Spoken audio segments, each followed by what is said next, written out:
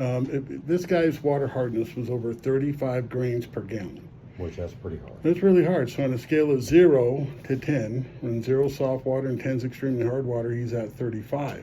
His iron content was about 1 part per million. Now, that's enough to create staining on its own, but when you encompass that with hard water, the hardness traps the iron, and so the iron staining basically builds up in layers. And the layers and layers of iron build up on top of hardness, so it stains the shower walls, the bathtub, the kitchen sink, inside the toilet. And even with this filtration system, so now with water filtration, water softening, and water filters, they had 2 water filters, backwashing water filters there that I figured out one was for iron and one was for acidic water, and then they had a single tank softener. A single tank water softener or a single tank water filter has no choice but to use the same dirty water during its cleaning cycle. So we talked about before that water softening softeners use water softening salt. The water softening salt is converted to a saline solution, which is the rinsing agent. That's the same rinsing agent that we use if we go to the hospital and we need stitches. They rinse out the wound right with saline. They rinse your eyes. If you got something in your eye, they flush your eyes with saline. So saline is the detergent, and so the water softener, you add salt to it. There's a storage bin, and then the system makes its own detergent when it needs to. Okay.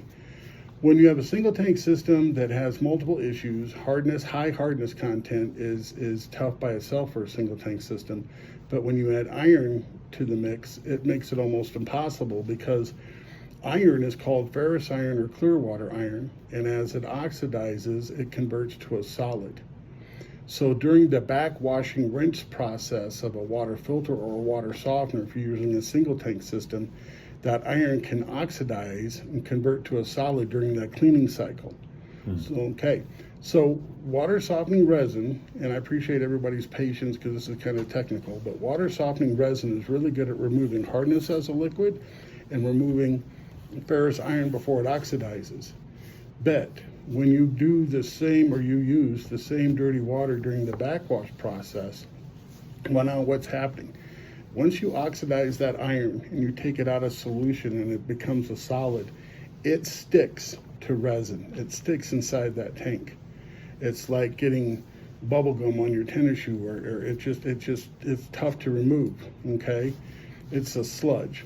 So now the water softener has to use the same dirty water to try to clean the resin from the hardness molecules. And now I've got high hardness.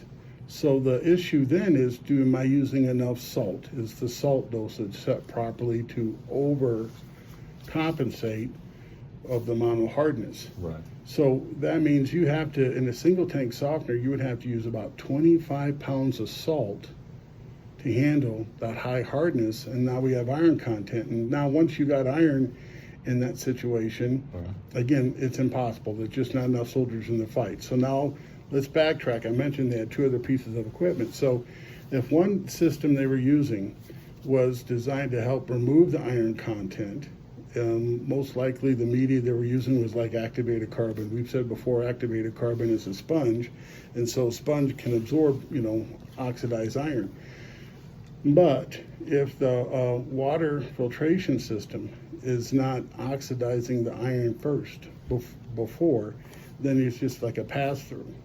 So let me use this pen and piece of paper. I want to draw this out so I can talk to everybody. I'll take a picture of it and we'll put it on our page. All right? Okay. Because everybody has. What is he doing? Go on a picture. So all right, now everybody, let's play together at home. So you get a pen and a piece of paper. And so first thing you want to do is draw the first rectangle, and that's going to be the iron filter. Then you're going to draw a second rectangle, and that's going to be the water softener.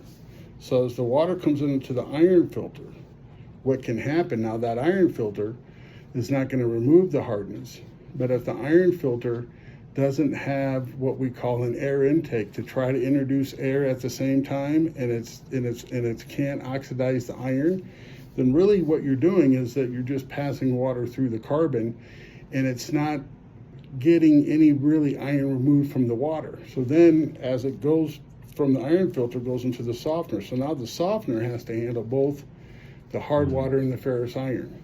Okay, here's the problem.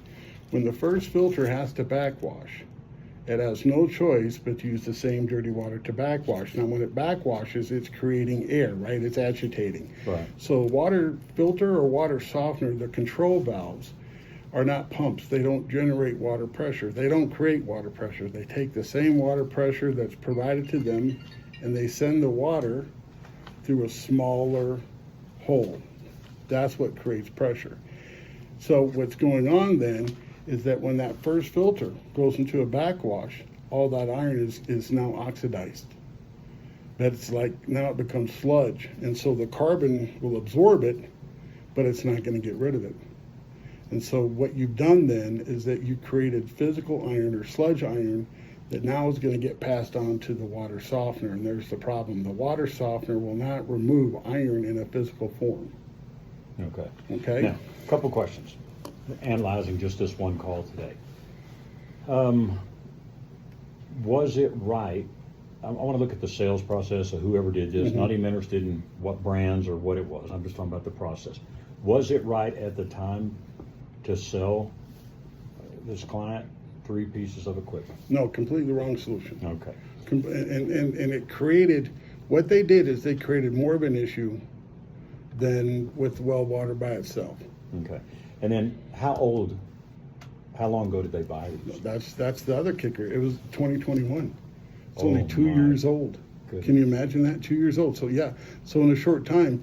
So when you don't design the system properly up front, then in a short time, you basically lost everything.